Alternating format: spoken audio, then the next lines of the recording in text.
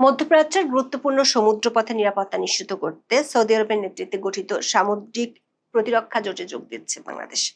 বাব এল মানদেব প্রণালী, লোহিত সাগর এবং ইডেন উপসাগরে বাণিজ্যিক জাহাজের অবাধ চলাচল নিশ্চিত করতে এই আন্তর্জাতিক নৌ সামরিক জোটে থাকছে মোট 14টি দেশ। যদিও সৌদি সরকারের পক্ষ থেকে দাবি করা হচ্ছে এই জোট কোনো বিশেষ দেশ বা গোষ্ঠীর বিরুদ্ধে নয়, কিন্তু মধ্যপ্রাচ্যের বর্তমান বাস্তবতায় এটি পরিষ্কার। হরমুজকে মুক্ত করতে না পারায় বিশ্বের আরেক গুরুত্বপূর্ণ সমুদ্রপথ বাব আল মানদেব প্রণালীতে ইরান ও হুতিদের প্রভাব ঠেকাতে নিরুপায় হয়ে সৌদি আরব এই জোট করতে যাচ্ছে। সে কারণে প্রশ্ন উঠেছে, সবার সঙ্গে বন্ধুত্ব, কারোর সঙ্গে শত্রুতা নয়, এই নীতিতে বিশ্বাসী বাংলাদেশকে এবার ইরান বিরোধী জোটে ঢুকে পড়লো।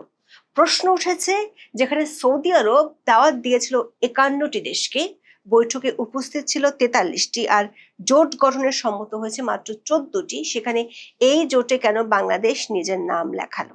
উল্লেখ করার মতো বিষয় হলো, উপসাগরীয় সহযোগিতা পরিষদের দুই গুরুত্বপূর্ণ প্রতিবেশী দেশ সংযুক্ত আরব আমিরাত এবং ওমান এই জোটে যোগ দেয়নি। একই সাথে এশিয়ার দুই অর্থনৈতিক পরাশক্তি ভারত ও চীন কিংবা বিশ্ব শক্তি যুক্তরাষ্ট্র ও ইউরোপীয় ইউনিয়নের দেশগুলো সরাসরি এই যৌথ বিবৃতিতে প্রাথমিক সদস্য হিসেবে নাম লেখায়নি। বিশ্ব রাজনীতিতে অনেক প্রভাবশালী দেশ যেখানে দূরত্ব বজায় রেখেছে বা পর্যবেক্ষণ পর্যায়ে অবস্থান করছে, সেখানে বাংলাদেশ কেন তড়িঘড়ি করে এই জোটে স্বাক্ষর করলো, সে প্রশ্ন বড় হয়ে দেখা দিয়েছে। আর ইতিমধ্যে হুতিরা হুমকি দিয়েও রেখেছে। এমন অবস্থায় আশঙ্কার বিষয় হলো, এর ফলে ইউরোপে বাংলাদেশের পোশাক রপ্তানি খাত কি নতুন করে রাজনৈতিক বা সামরিক কোনো বিপদের মুখোমুখি হবে? বিস্তারিত জানতে চলুন যাওয়া যাক বিশ্লেষণে।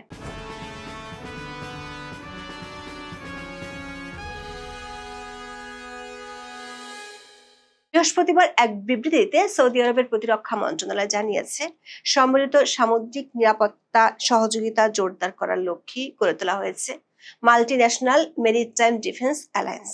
জোটভুক্ত দেশগুলো জানিয়েছে, ভারত মহাসাগরের সঙ্গে ভূমধ্যসাগরকে যুক্ত করা 3টি অত্যন্ত গুরুত্বপূর্ণ জলপথ বাব এল মানদেব প্রণালী, লোহিত সাগর এবং এডেন উপসাগরে তারা আন্তর্জাতিক বাণিজ্য ও জ্বালানি সরবরাহের রুট পুরোপুরি নিরাপদ রাখতে চায়। যুক্তরাষ্ট্র ও ইরানের সংঘাত যখন হরমুজ প্রণালীকে কেন্দ্র করে চরম আকার নিয়েছে, ঠিক তখনই এলো এই যৌথ পদক্ষেপ। বিশ্ব বাজারে 20% মতো জ্বালানি পরিবাহিত হওয়া এই জলপথটি বলতে গেলে বন্ধই হয়ে পড়েছে, যার ভারে এখন টালমাটাল বিশ্ব অর্থনীতি। এরই মধ্যে আগুনে নতুন করে ঘি ঢেলেছে ইয়েমেনের ইরান সমর্থিত হুতিদের আক্রমণ। বাব আল মানদেব, লোহিত সাগর আর ইডেন উপসাগরের যৌথ পথগুলোতে একের পর এক হামলা চালিয়ে যাচ্ছে তারা। এই জোটে আছে মোট 14টি দেশ। জোটের স্বাক্ষরকারী দেশগুলো হলো সৌদি আরব, তুরস্ক, কুয়েত, বাহরাইন, কাতার, জর্ডান, মিশর, Pakistan, Djibouti, Somalia, Yemen, Sudan, Comoros ও বাংলাদেশ। কাতার ভিত্তিক সংবাদ মাধ্যম আল জাজিরার প্রতিবেদন থেকে এই তথ্য জানা গেছে। মজার ব্যাপার হলো, এই জোট গঠনের আলোচনায় অংশ নিতে 51টি দেশকে আমন্ত্রণ জানানো হয়েছিল, যার মধ্যে সাড়া দিয়ে বৈঠকে হাজির হয়েছিল 43টি দেশের প্রতিনিধি। সৌদি প্রতিরক্ষা মন্ত্রণালয় থেকে জানানো হয়েছে, আলোচনায় ইউরোপীয় ইউনিয়নের একটি প্রতিনিধি দলও উপস্থিত ছিল। যদিও লোহিত সাগরে আগে থেকে ইউর অ্যাসপাইরস নামে একটি নিজস্ব নৌ নিরাপত্তা মিশন চালু রয়েছে, ফলে সৌদি নেতৃত্বাধীন এই নতুন জোটের কার্যক্রম তাদের চেয়ে কতটা আলাদা হবে তা এখনো স্পষ্ট নয়। সবচেয়ে বিস্ময়কর ব্যাপার হলো, যে ধরনের নিরাপত্তার কথা বলে এই জোট গঠন করা হয়েছে, সেই একই ধরনের নিরাপত্তার স্বার্থ থাকা কিংবা ইরানকে কেন্দ্র করে বাড়তে থাকা নিরাপত্তা উদ্বেগের মধ্যেও সংযুক্ত আরব আমিরাত কিংবা ওমানের মতো প্রতিবেশী দেশগুলো এই চুক্তিতে সই করেনি। যদিও সৌদি প্রতিরক্ষা মন্ত্রণালয় জানিয়েছে, প্রয়োজনীয় জাতীয় প্রক্রিয়া সম্পন্ন করে ভবিষ্যতে অন্য দেশও এই জোটে যোগ দিতে পারবে। প্রশ্ন হলো, আরব আমিরাত কিংবা ওমানের মতো দেশ, যাদের অর্থনীতির জন্য বাব এল মানদেব প্রণালী, লোহিত সাগর এবং এডেন উপসাগর একেবারে প্রাণ বলে স্বীকৃত, তারা যেখানে যোগ দেয়নি, সেখানে বাংলাদেশ কেন যোগ দিল? আবার এশিয়ার দুই পরাশক্তি চীন এবং ভারতও এই জোট থেকে দূরে সরে রেখেছে নিজেদের। সেখানে বাংলাদেশ কেন পাকিস্তানের পথে হাঁটলো? সে কারণে রিয়াদে গঠিত সামুদ্রিক প্রতিরক্ষা জোট ঘোষণার সাথে সাথে একটি আন্তর্জাতিক ভূ রাজনৈতিক প্রশ্ন সামনে চলে এসেছে। সেটি হলো, বাংলাদেশ কি তবে মধ্যপ্রাচ্যের জটিল ছায়াযুদ্ধ বা প্রক্সি ওয়ারে সৌদি আরবের পক্ষে অবস্থান নিয়ে সরাসরি ইরান বিরোধী অক্ষের অংশ হয়ে গেল? ইয়েমেনের হুতি বিদ্রোহীরা যেহেতু কৌশলগত, রাজনৈতিক ও সামরিকভাবে তেহরানের সমর্থক এবং লোহিত সাগরের উত্তেজনা যেহেতু মার্কিন, ইসরায়েল, ইরান ভূ রাজনৈতিক দ্বন্দ্বের সাথে যুক্ত, তাই এই সিদ্ধান্তকে অনেকেই ইরান বিরোধী পদক্ষেপ বলেই মনে করছেন। প্রথম আলোর এক প্রতিবেদনে বলা হয়েছে, 1 মাসেরও বেশি সময় ধরে জোটের প্রস্তাব নিয়ে সৌদি আরব বাংলাদেশের সাথে আলোচনা করেছে। সৌদি প্রস্তাব নিয়ে আলোচনা পর্যালোচনার পর বাংলাদেশ সিদ্ধান্ত নিয়েছে। যদিও দৈনিক সমকালের প্রতিবেদনে বলা হয়েছে, জোটে বাংলাদেশের অংশগ্রহণ নিয়ে সরকারের পক্ষ থেকে শুক্রবার সন্ধ্যা 6:30 পর্যন্ত আনুষ্ঠানিক ঘোষণার তথ্য জানা যায়নি। তবে এর আগে বাংলাদেশ সরকার সৌদি আরবের বিরুদ্ধে হুতিদের নৌ অবরোধ ঘোষণার তীব্র নিন্দা জানিয়েছে। গত সপ্তাহে ইয়েমেনের হুতি বিদ্রোহীরা সৌদি আরবের উপর এক ধরনের সামুদ্রিক অবরোধের ঘোষণা দেয়, যার ফলে লোহিত সাগরে ঘুরিয়ে দেওয়া সৌদি তেলবাহী জাহাজগুলোর চলাচল মারাত্মক বিঘ্নিত হয়।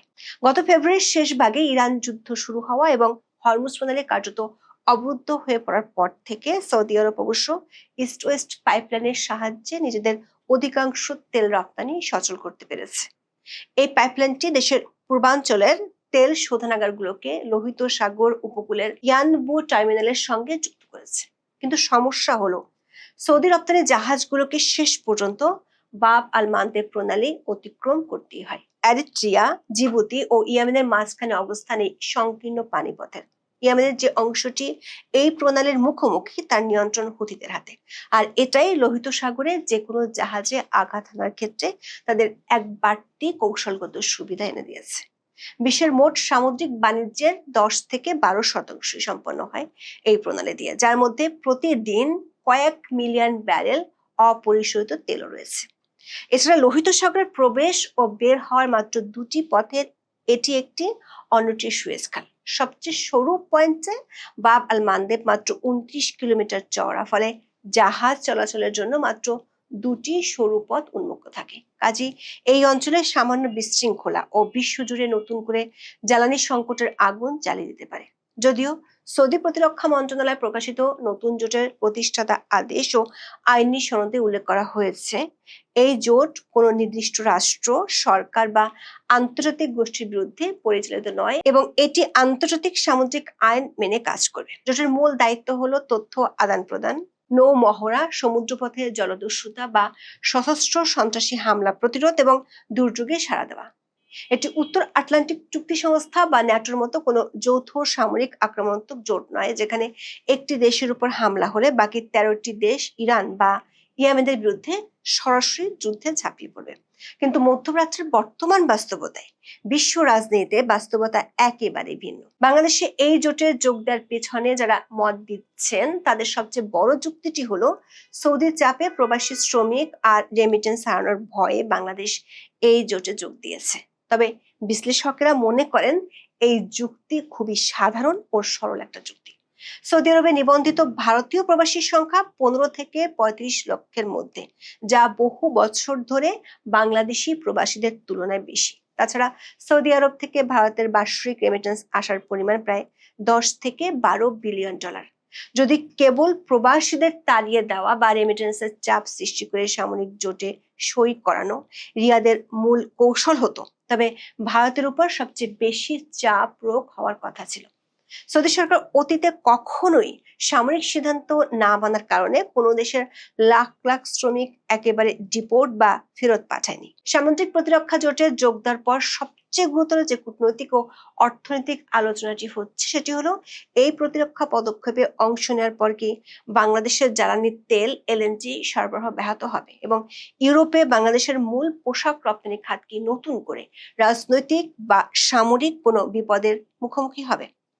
বাংলাদেশের জিডিপি এবং বৈদেশিক মুদ্রা অর্জনের প্রধান চালিকা শক্তি হলো পোশাক শিল্প। বাংলাদেশ প্রতি বছর ইউরোপীয় ইউনিয়নে এবং উত্তর আমেরিকায় যে বিলিয়ন বিলিয়ন ডলারের পোশাক পাঠায়, তার একটি বিশাল অংশ চট্টগ্রাম বন্দর থেকে প্রথমে সিঙ্গাপুর, কলম্বো বা মালয়েশিয়ার পোর্ট ক্লাংয়ে যায় এবং সেখান থেকে মাদার ভেসেলে করে বাবেল মানদেব প্রণালী ও সুয়েজ খাল হয়ে ইউরোপীয় বন্দরে পৌঁছায়। হুথিদের আক্রমণের কারণে লোহিত সাগর অনিরাপদ হয়ে পড়লে সমুদ্রগামী জাহাজগুলো সুয়েজ খাল এড়িয়ে আফ্রিকার সর্বদক্ষিণের কেপ অব গুড হোপ বা উত্তমাশা অন্তরীপ ঘুরে ইউরোপে যেতে বাধ্য হয়। এর ফলে জাহাজগুলোকে অতিরিক্ত প্রায় ৩,৫০০ থেকে ৪,০০০ কিলোমিটার পথ বাড়তি পাড়ি দিতে হয় এবং যাতায়াতে ১০ থেকে ২০ দিন অতিরিক্ত সময় লাগে।